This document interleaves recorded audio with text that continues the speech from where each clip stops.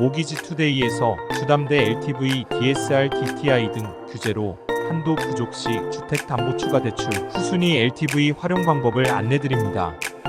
가장 큰 걸림돌 DSR. 시중은행 및 보험사의 주택담보대출 이용 시 가장 큰 걸림돌이 되는 DSR 규제는 지난해 7월부터 총 대출 금액이 2억 원인 차주 대상에서 1억 원을 초과하는 차주를 대상으로 적용되며 한층 강화되었습니다.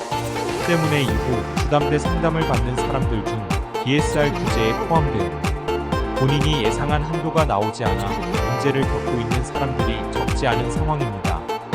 여기에 올해부터는 급증하는 가계부채를 제어하기 위해 스트레스 DSR 규제가 추가로 적용되고 있어 주택담보대출 한도는 더욱 부족해지고 있습니다.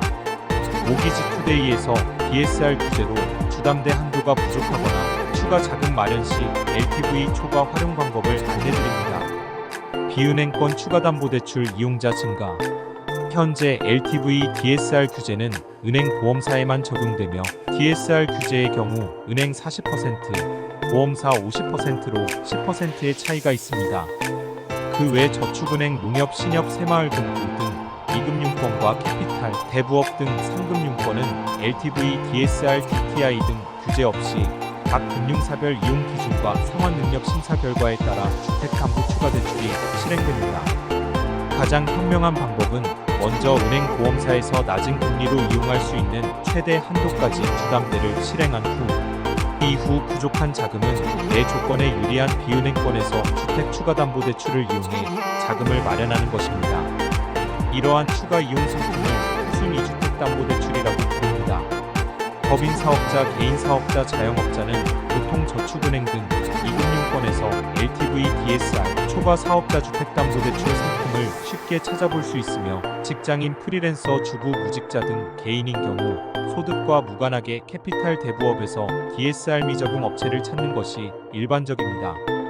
높은 금리 및 금융사고 주의. 후순위 주택담보추가대출의 장점은 부동산 대책과 LTV, DSR 규제가 적용되지 않고 심사 결과에 따라서는 저신용자, 연체자, 개인회생자 등 취약계층도 이용 가능해 서민들의 자금 마련 용도로 적합합니다. 반면 법정 최고 금리인 20%에 달하는 높은 금리로 인한 이자 부담을 정확히 고려해 이용해야 합니다. 더불어 가계부채 상승으로 다중채무자가 증가하는 현재 제도권, 금융사 이용이 어려운 사람들을 대상으로 불법 대부 등 각종 금융사기가 기승을 부리고 있어 비은행권 이용 시에는 안전함이 무엇보다도 중요합니다. 은행, 보험사 주담대 DSR 규제 및 비은행권 후순위 주택담보추가대출 LTV 활용 방법 등 주담대 전반의 궁금증은 모기지투데이 카카오톡 채널에서 무료로 안내받을 수 있습니다.